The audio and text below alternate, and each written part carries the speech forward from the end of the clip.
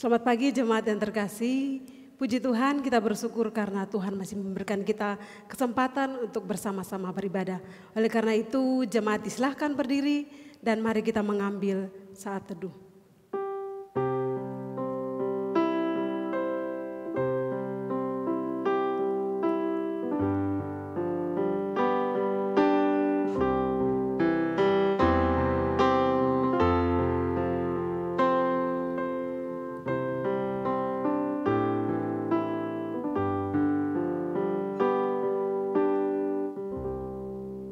Pertolongan kita ialah dari Tuhan yang menjadikan langit dan bumi dan yang telah memilih kita sebelum dunia dijadikan, supaya kita kudus dan tidak bercacat di hadapannya.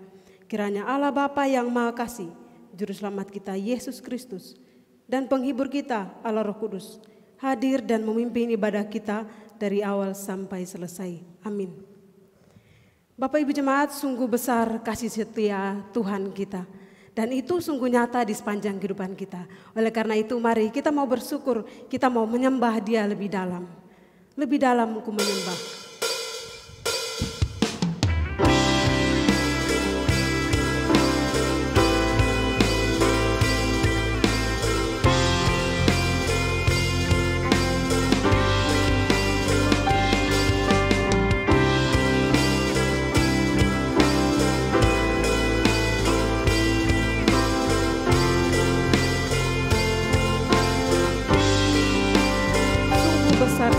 Sungguh besar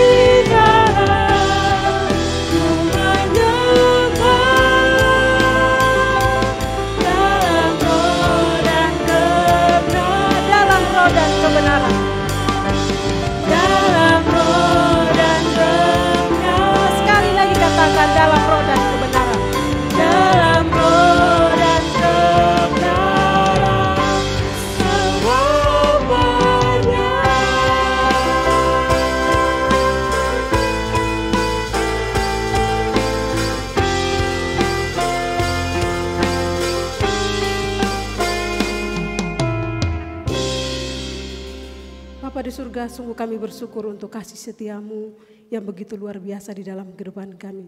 Kami bersyukur Tuhan untuk kesempatan yang indah yang Tuhan berikan untuk kami beribadah bersama-sama pada pagi hari ini. Biarlah Tuhan kuduskan kami, layakkan kami untuk beribadah kepada-Mu. Sehingga ibadah kami pagi ini boleh sungguh-sungguh menyenangkan Tuhan. Kami menyerahkan Tuhan untuk setiap jemaat kami yang ada di rumah maupun yang di gereja. Tuhan memberkati setiap kami. Ini doa kami Tuhan, di dalam nama Tuhan Yesus Kristus kami berdoa dan bersyukur. Amin. Bapak Ibu jemaat yang terkasih, silahkan duduk. Dengarkan firman Tuhan yang terambil dari Mazmur 117 ayat 1 dan 2. Mazmur 117 ayat 1 dan 2, demikian firman Tuhan. Pujilah Tuhan hai segala bangsa, megahkanlah Dia hai segala suku bangsa. Sebab kasih-Nya hebat atas kita dan kesetiaan Tuhan untuk selama-lamanya. Demikian firman Tuhan. Bapak Ibu jemaat yang terkasih, kematian Kristus di kayu salib memberikan suatu jaminan bagi kita, yaitu keselamatan. Dan itu membuat kita hidup baru, lahir baru oleh Roh Kudus. Mari bersama-sama kita menyanyikan pujian, Yesusku jaminan mulia.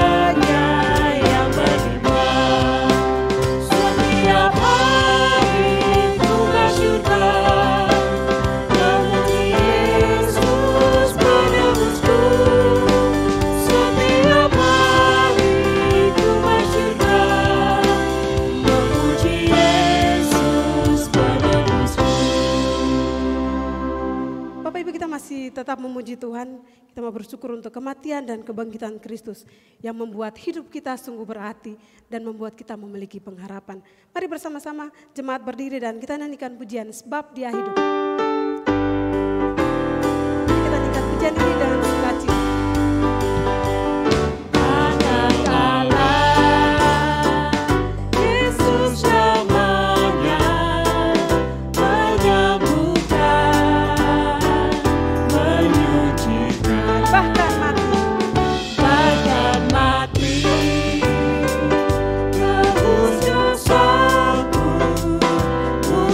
Kosong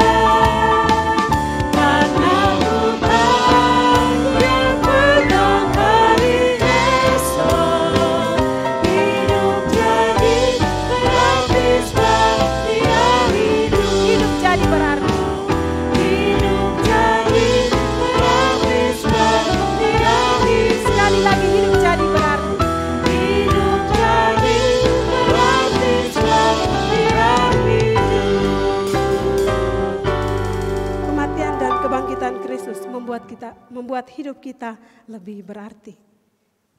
Jemaat dipersilahkan duduk. Tiba saatnya kita akan dilaut oleh kebenaran firman Tuhan. Untuk itu kita mau mempersiapkan hati kita mau memuji Tuhan. Allahku yang setia.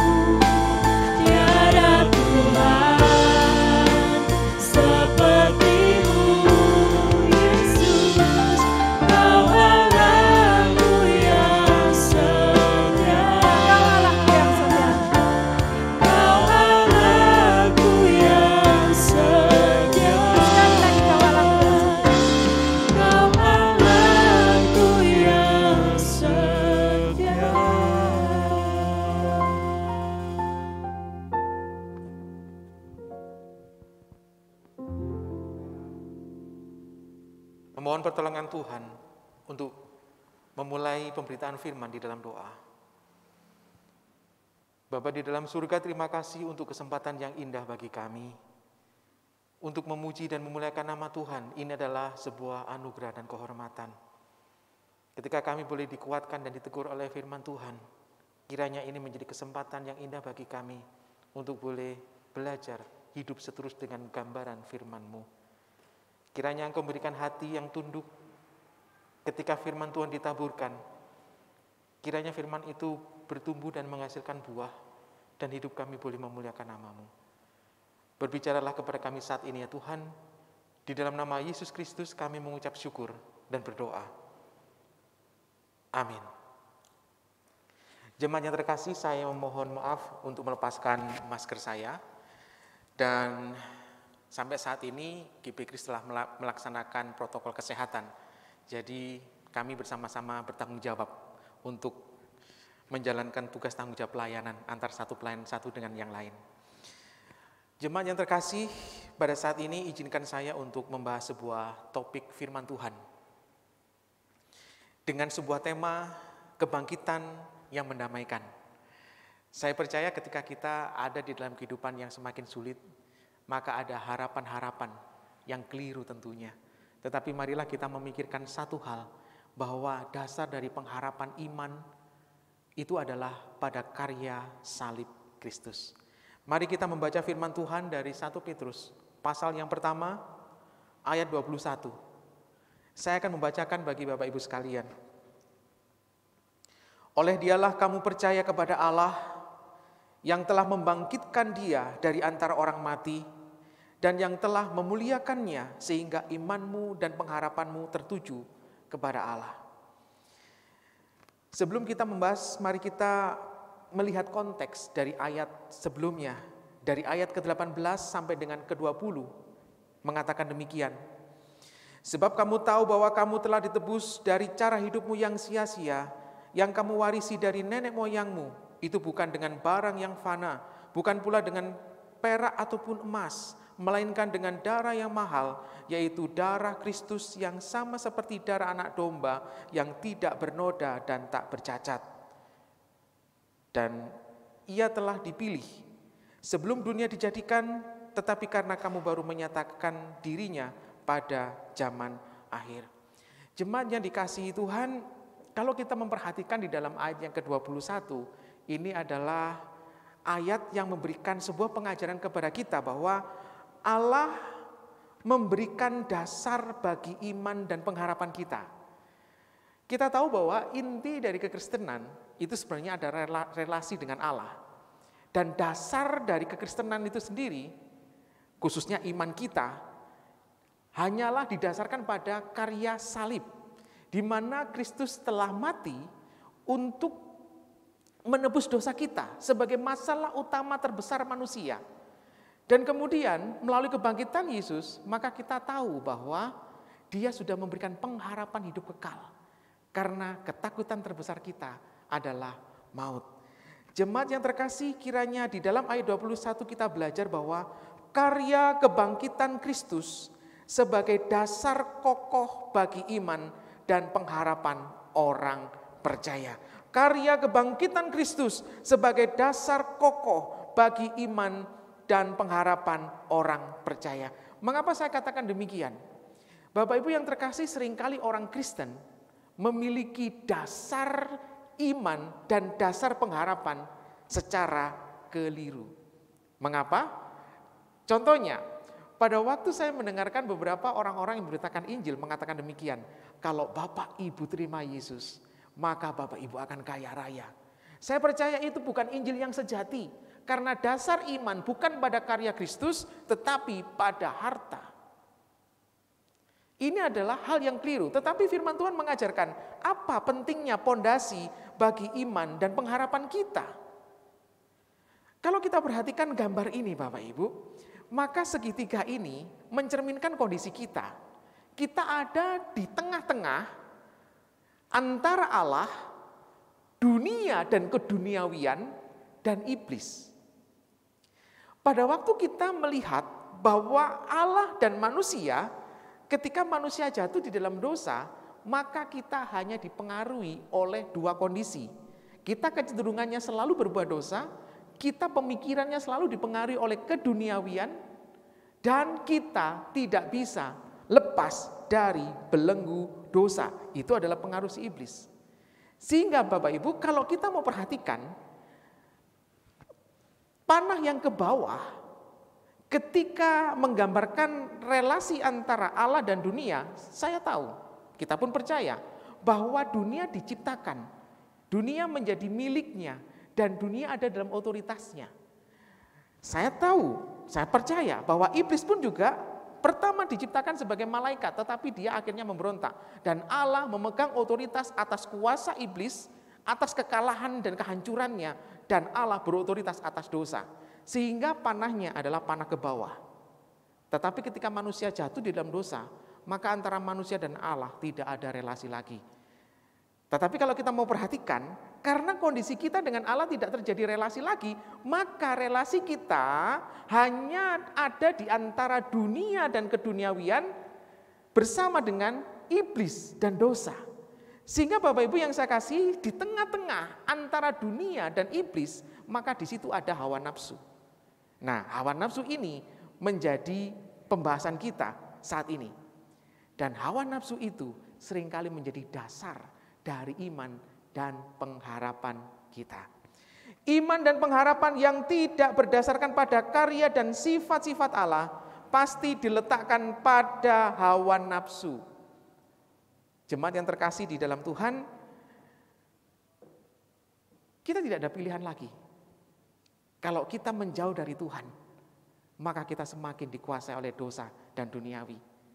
Sehingga pada waktu kita melihat iman kita yang benar, seharusnya didasarkan pada karya Allah. Apa karya Allah di balik itu semua? Karya Allah di balik karya salib, Allah yang turun menjadi manusia, pribadi Yesus Kristus merelakan dia disalib, darahnya tercurah untuk menebus dosa, kebangkitannya untuk mengalahkan maut. Itu karya Allah.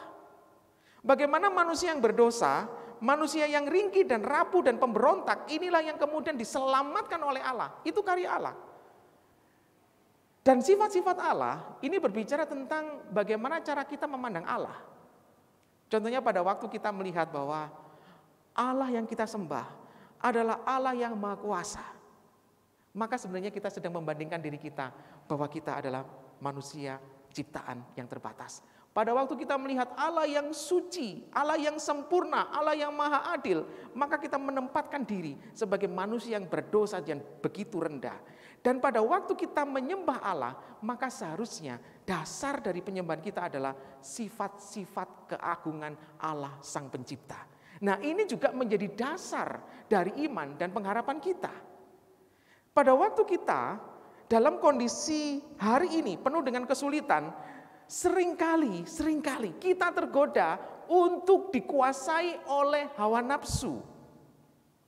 Iman dan pengharapan yang dikuasai oleh hawa nafsu akan mengikat dan menguasai kita sedemikian rupa.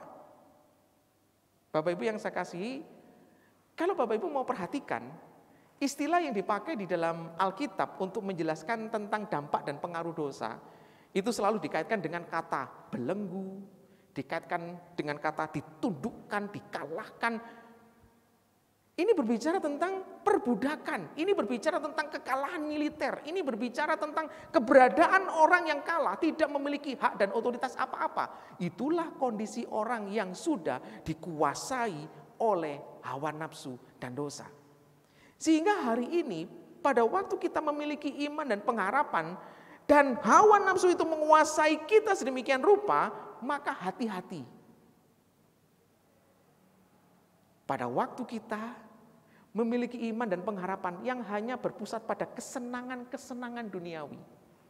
Hawa nafsu selalu berbicara tentang kesenangan, tentang kenyamanan, tentang pesta pora, tentang cinta uang, tentang kekayaan. Bapak Ibu, ini penting sekali. Kalau kita sudah cenderung iman kita hanya berharap pada kekayaan, pada uang, pada kenyamanan hidup, maka jangan-jangan iman kita sudah dalam kondisi keliru. Kemudian yang kedua, iman dan pengharapan yang sudah diikat oleh hawa nafsu adalah ketika kita mengejar kesenangan tapi berpusat pada diri. Ini berlawanan dengan kasih. Kasih adalah melakukan suatu kesenangan bagi orang lain. Tetapi kalau hawa nafsu, kita mengejar kesenangan untuk diri sendiri. Kata kuncinya adalah aku, dan aku. Jika kita sudah masuk dalam poin yang kedua, maka kita akan diperparah pada poin yang ketiga. Bahwa iman dan pengharapan yang sudah dikuasai oleh hawa nafsu, dia mengejar kesenangan untuk diri dan dia tidak pernah merasa puas. Kata kuncinya mungkin sedikit lagi. Kita diberikan kekayaan sedemikian rupa, apakah sudah cukup? Mungkin kata kunci kita sedikit lagi. Masih belum, tunggu sebentar. Ini sebenarnya menandakan bahwa kita dipengaruhi oleh ketidakcukupan, tidak bisa bersyukur, tidak merasa puas. Kemudian orang yang memiliki iman dan pengharapan yang didasarkan oleh hawa nafsu, maka dia tidak bisa menunda. Pada waktu dia ingin mengejar kenikmatan hidup, kesenangan hidup untuk dirinya sendiri dan terus mengejar, maka dia tidak akan berkata cukup, tidak bisa. Berkata tunggu, nabung dulu, tidak bisa, harus sekarang. Bapak Ibu, ini adalah ciri-ciri orang yang dikuasai oleh hawa nafsu. Makanya kita perlu pikirkan tentang bagaimana kondisi iman kita hari ini. Jika karya Kristus di kayu salib yang sudah menebus kita dan memberikan jaminan keselamatan kepada kita tidak menjadi pondasi dari iman itu, maka sia-sialah apa yang kita percayai. Kemudian yang kedua, Bapak Ibu, marilah kita pikirkan pentingnya penebusan dan kebangkitan bagi iman dan pengharapan kita.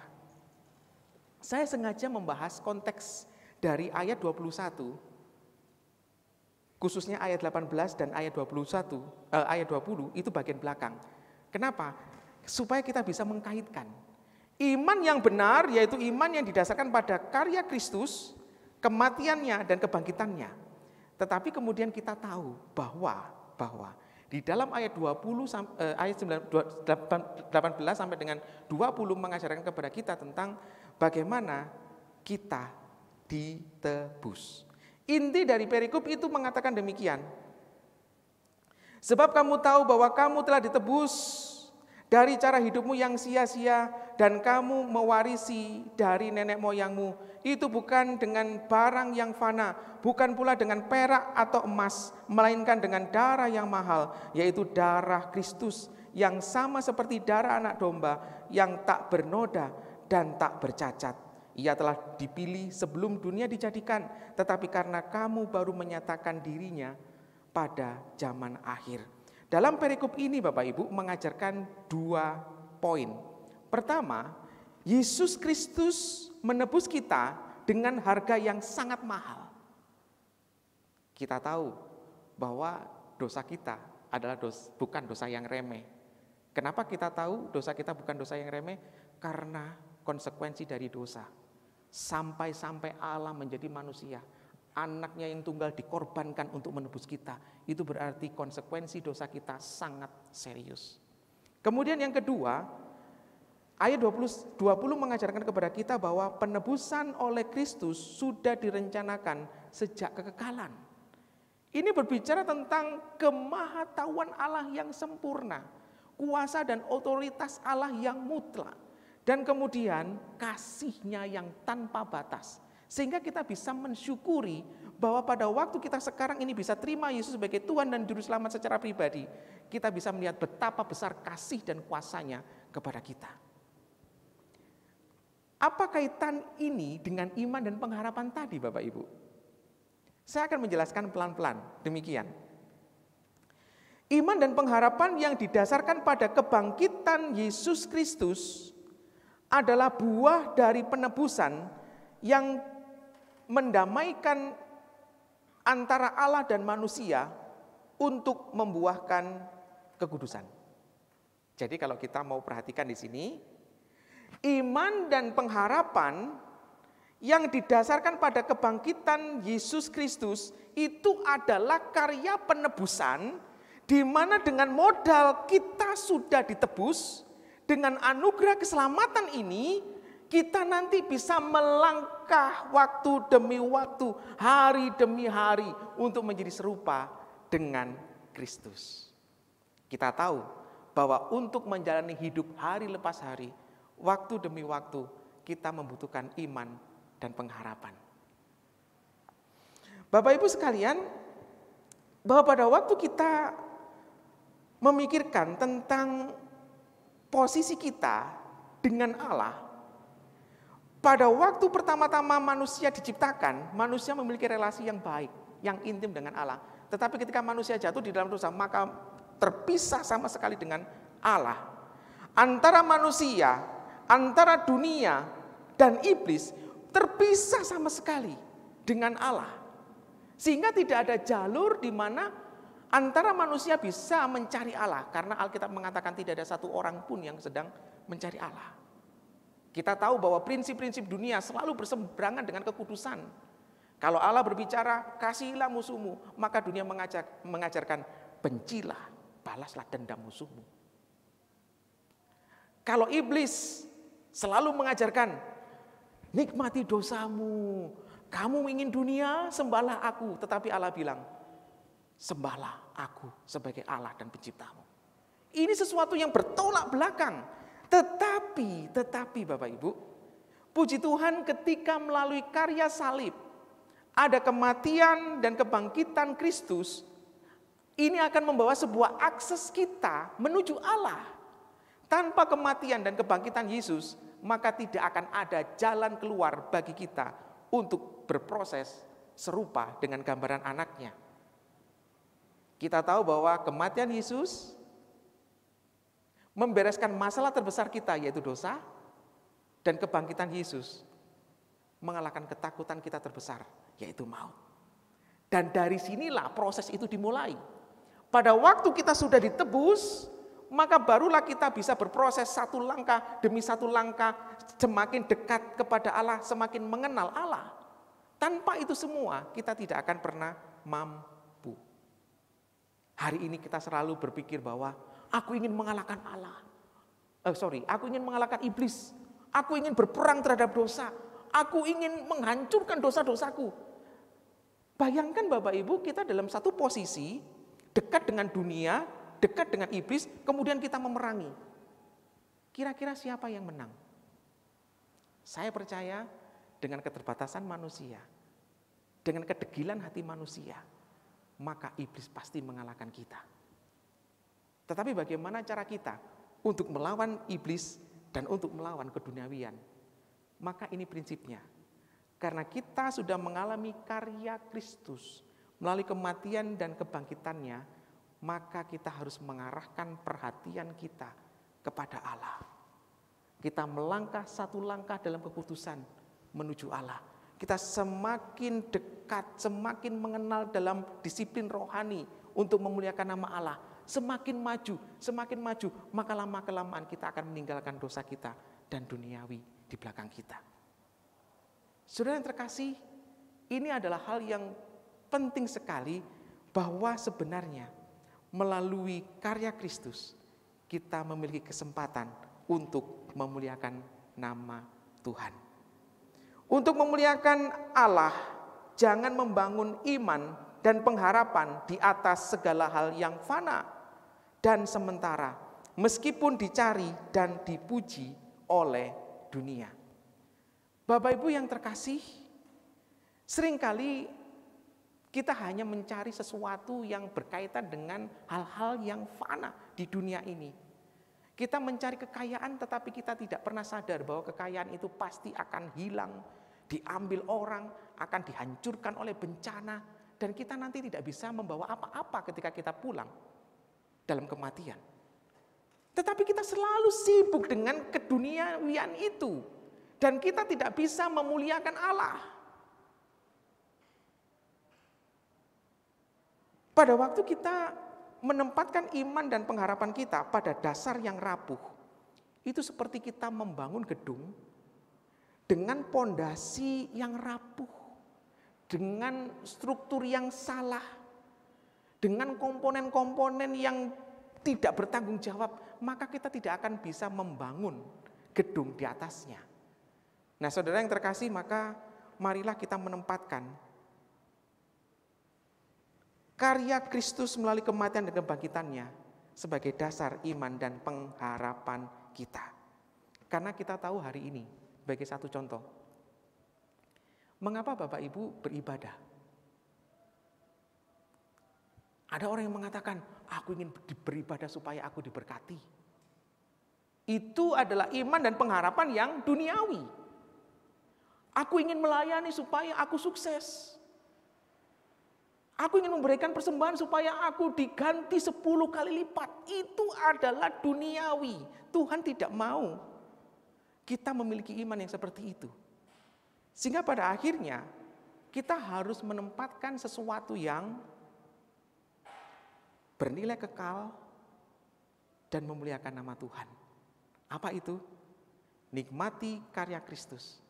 Hiduplah di dalam pengenalan dan relasi yang semakin dekat dengan Allah. Berjalanlah dalam disiplin rohani, sehingga kita diproses untuk menjadi serupa dengan gambaran anaknya.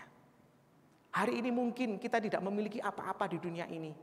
Mungkin kita sakit, mungkin kita miskin, mungkin kita terbatas. Tapi ingatlah, kita sudah memiliki jaminan keselamatan. Dan itulah yang paling penting dari segala sesuatu.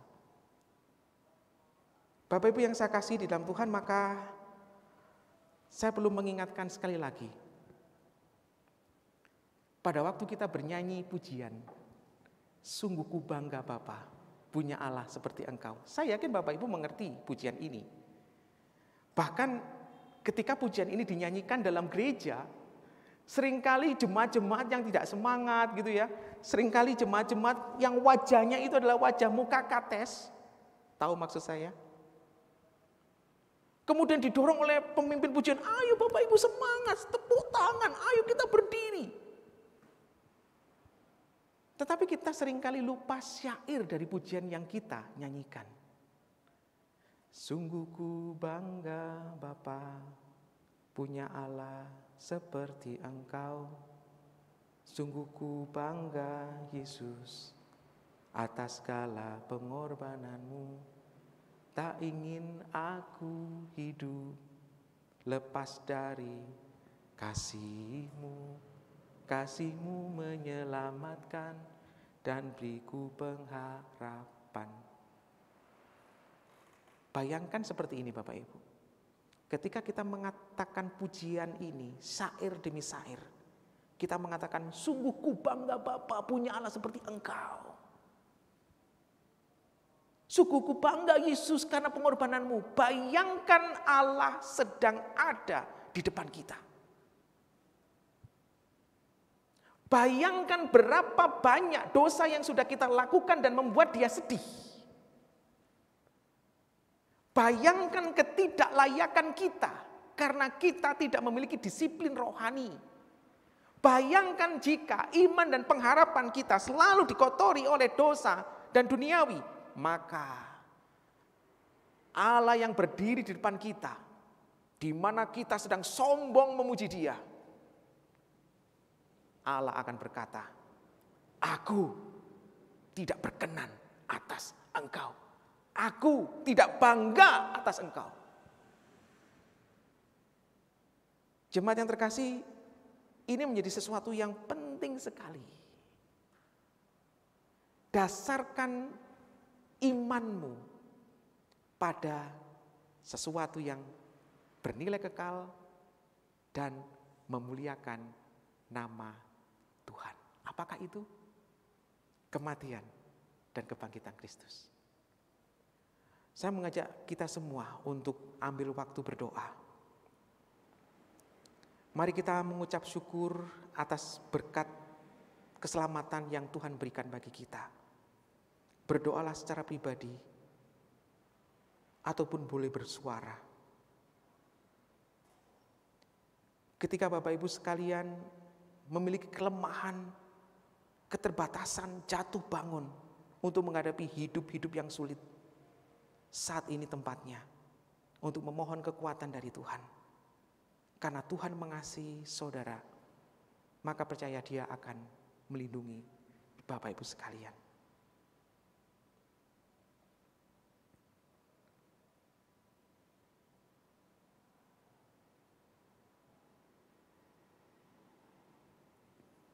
Bapa di dalam surga, terima kasih untuk firman Tuhan yang sederhana ini. Kami boleh diajar untuk meletakkan iman dan pengharapan kami kepada dasar yang kokoh, dasar yang sempurna, yaitu kematian dan kebangkitan Yesus Kristus. Kami percaya sebagai manusia kami terbatas, tetapi Allah kami tidak terbatas. Kiranya kami mengandalkan anugerah Tuhan tersebut, supaya kami berproses waktu demi waktu, melangkah semakin dekat kepada Engkau, memuliakan nama-Mu senantiasa, berdisiplin rohani terus-menerus sampai kami mengembuskan nafas terakhir. Supaya waktu demi waktu pula kami menjauhi dosa-dosa kami. Terima kasih Bapa di surga, hanya di dalam nama Yesus Kristus kami mengucap syukur dan berdoa. Amin.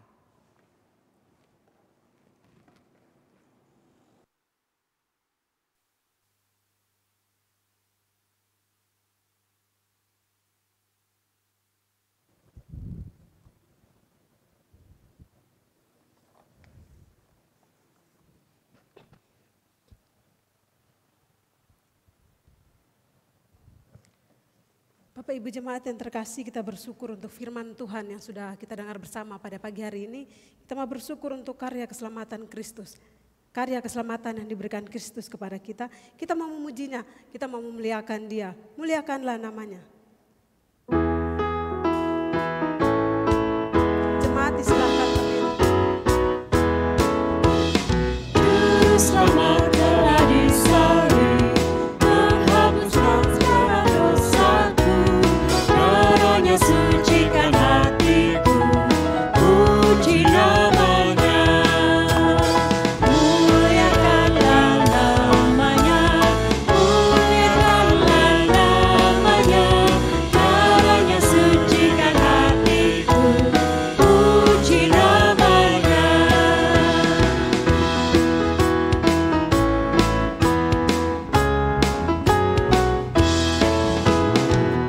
Diselamatkan dari dosa, Yesus tinggal dalam hatiku. Ada salibku di bawahnya, puji namanya. Muliakanlah namanya, muliakanlah namanya. Darahnya sucikan hatiku, puji namanya. Darah Yesus membebaskanku, ku bahagia beserta Dia.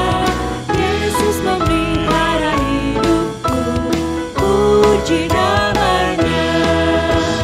Muliakanlah namanya, muliakanlah namanya.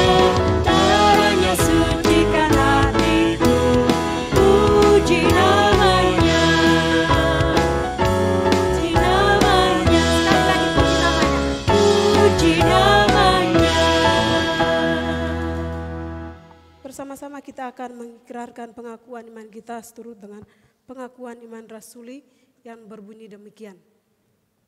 Aku percaya kepada Allah, Bapa yang Maha Kuasa, Khalik langit dan bumi, dan kepada Yesus Kristus, anaknya yang tunggal Tuhan kita, yang dikandung dari Roh Kudus, lahir dari anak darah Maria, yang menderita sengsara di bawah pemerintahan Pontius Pilatus, disalibkan, mati dan dikuburkan, turun ke dalam kerajaan maut. Pada hari yang ketiga, bangkit pula dari antara orang mati, naik ke surga, duduk di sebelah kanan Allah Bapa yang Maha Kuasa, dan dari sana Ia akan datang untuk menghakimi orang yang hidup dan yang mati. Aku percaya kepada Roh Kudus, gereja yang kudus dan am, persekutuan orang kudus, pengampunan dosa, kebangkitan tubuh dan hidup yang kekal. Amin. Bersama-sama kita akan masuk dalam doa syafaat.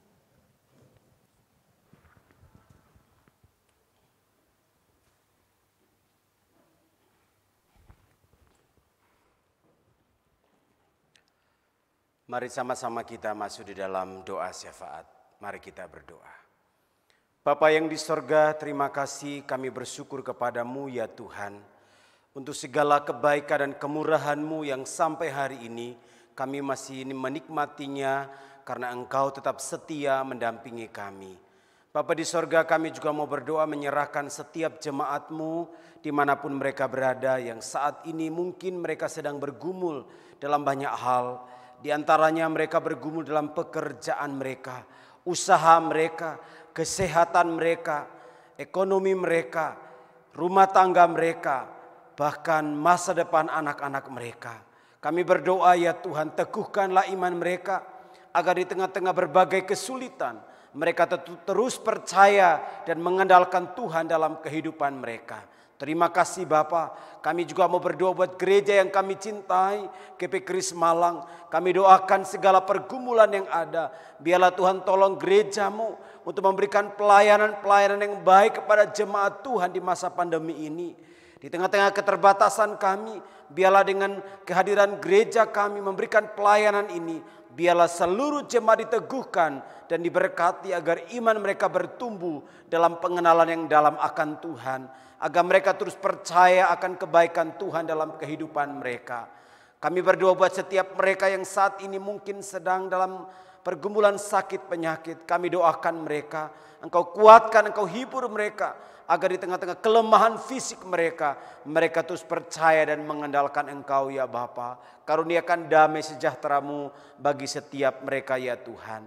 Bapa di sorga, kami juga mau berdoa. Kami bersyukur kalau dalam minggu ini ada beberapa saudara kami. Tuhan tambahkan mereka untuk menikmati berkat panjang umur ya Tuhan. Kami berdoa untuk Guru Injil Ekswanda, Bapak Musa Budiono, Saudari Christine Yakobina Riung, Bapak Majari, Ibu Arum Sayekti, Saudari Rim Amelas, Bapak Anggit Sutejo. Terima kasih Bapak buat berkat panjang umur. Kami doakan kiranya dengan bertambah usia mereka, bertambah pula cinta dan kasih mereka kepada Tuhan. Bahkan Tuhan karuniakan berkat-berkat berkelimpahan dalam kehidupan mereka. Baik dalam rumah tangga, pekerjaan, usaha, kesehatan mereka. Biarlah mereka selalu menikmati kemurahan Tuhan dengan sempurna. Kami juga berdoa buat bangsa yang kami cintai, bangsa Indonesia. Berkatinya dengan vaksin yang sudah dilakukan, biar ini merupakan satu cara yang ampuh untuk bisa memutus mata rantai COVID-19. Berkati rakyat Indonesia yang sudah menikmati vaksin ini, agar mereka terus mengikuti protokol kesehatan. Baik mereka juga yang belum menikmatinya, juga Tuhan akan tolong sehingga tepat waktunya mereka dapat menerimanya ya Tuhan. Berkati pemerintah kami dalam memikirkan kesejahteraan rakyat di tengah-tengah masa pandemi ini ya Tuhan. Terima kasih Bapa. Inilah doa ucapan syukur kami dan doa syafaat kami. Kami datang kepadamu, kami berdoa di dalam nama Tuhan Yesus yang telah mengajarkan kami berdoa bersama-sama di dalam doa Bapa kami. Bapa kami yang di sorga, dikuduskanlah namamu, datanglah kerajaanmu, jadilah kehendakmu di bumi seperti di sorga.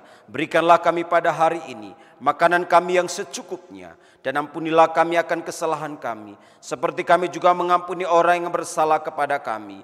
Dan janganlah membawa kami ke dalam pencobaan, tapi lepaskanlah kami daripada yang jahat, karena Engkaulah yang mempunyai kerajaan, kuasa dan kemuliaan sampai selama-lamanya. Amin.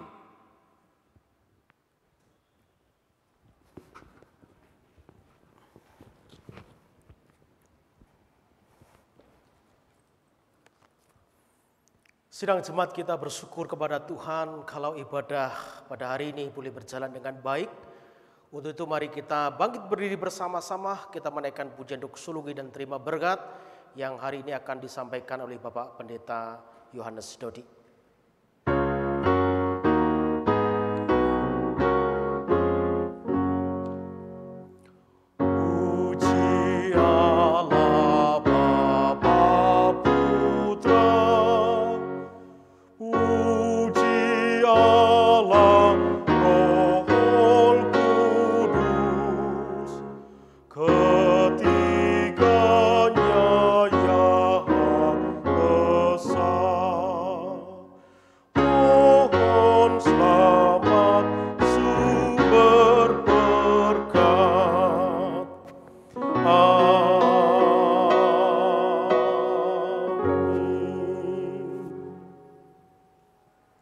Jemaat yang dikasihi Tuhan, setelah mendengarkan firman Tuhan, marilah kita menjadi pelaku-pelaku firman untuk memuliakan namanya dan terimalah berkat Tuhan.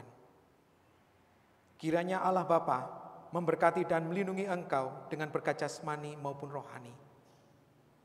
Kiranya Yesus Kristus menghadapkan wajahnya kepadamu dan memberikan kasih karunia dengan keselamatan surgawi, dengan kepastian bahwa engkau akan bertemu muka dengannya.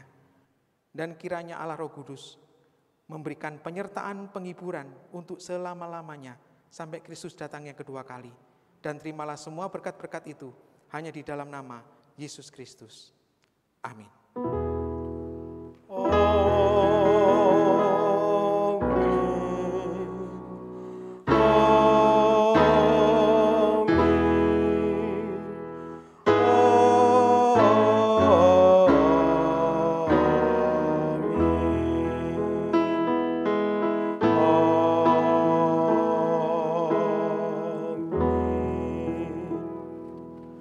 Jemaat dipersilakan untuk kembali, dan sebelum Bapak Ibu mengambil doa teduh, mohon Bapak Ibu bersabar untuk mendengar pengumuman yang akan saya sampaikan pada pagi hari ini.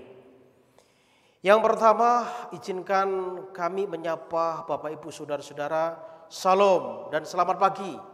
Kiranya lewat ibadah pada pagi hari ini Bapak Ibu yang ada di rumah diberkati oleh Tuhan, lewat pujian, lewat doa, bahkan lewat firman Tuhan.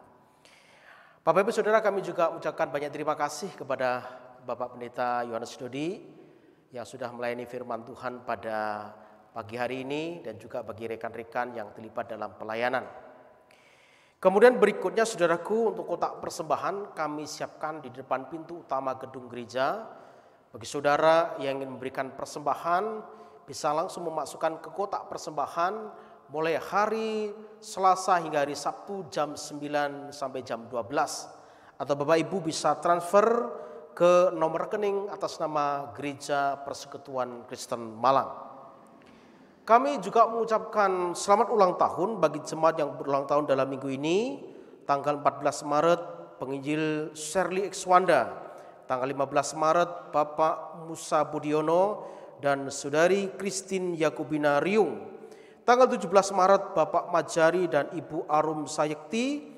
Tanggal 20 Maret Saudari Rini Amelas dan Bapak Anggit Sutejo.